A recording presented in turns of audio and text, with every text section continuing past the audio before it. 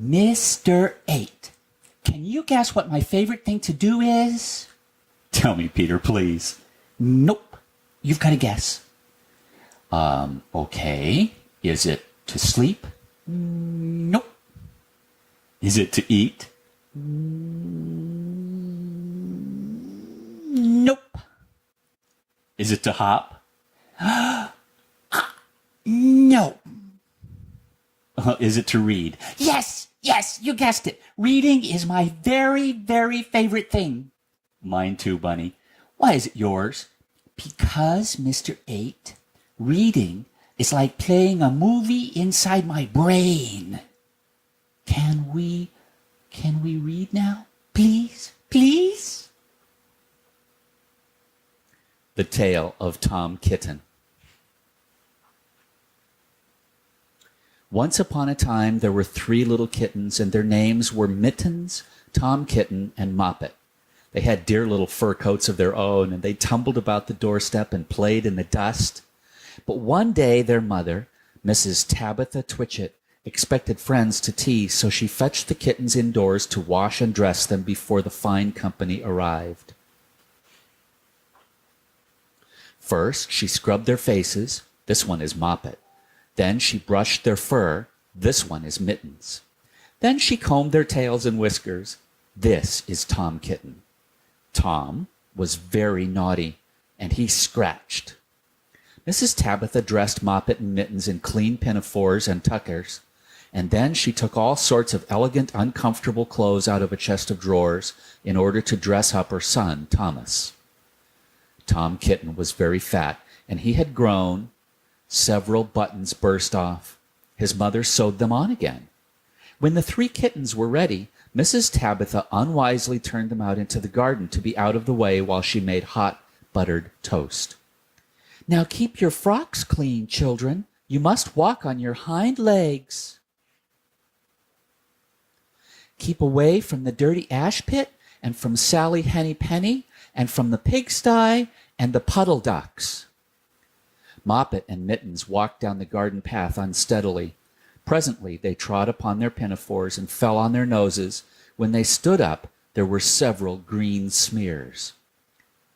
"Let us climb up the rockery and sit on the garden wall," said Moppet. They turned their pinafores back to front and went up with a skip and a jump. Moppet's white tucker fell down into the road.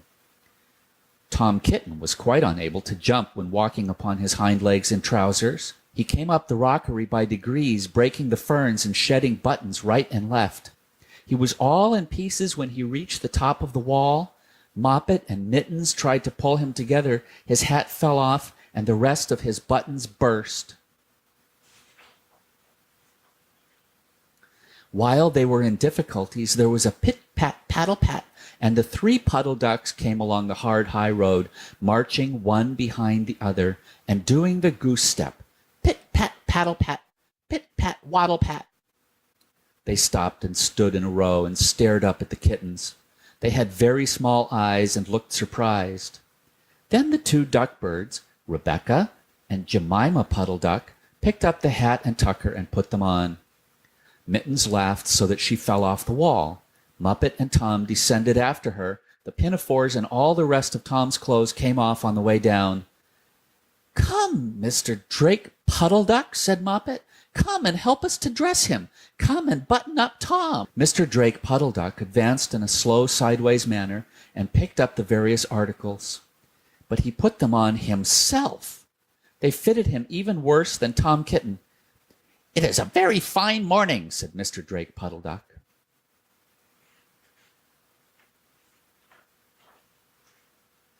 And he and Jemima and Rebecca Puddle Duck set off up the road, keeping step. Pit-pat, paddle-pat, pit-pat, waddle-pat.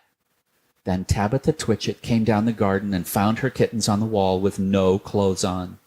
She pulled them off the wall, smacked them, and took them back to the house. "My friends will arrive in a minute, and you are not fit to be seen. I am affronted," said Mrs. Tabitha Twitchit. She sent them upstairs, and I am sorry to say she told her friends that they were in bed with the measles, which was not true. Quite the contrary. They were not in bed, not in the least. Somehow, There were very extraordinary noises overhead which disturbed the dignity and repose of the tea party. And I think that someday I shall have to make another larger book to tell you more about Tom Kitten. As for the puddle ducks, they went into a pond. The clothes all came off directly because there were no buttons. And Mr. Drake Puddle Duck and Jemima and Rebecca have been looking for them ever since. The end.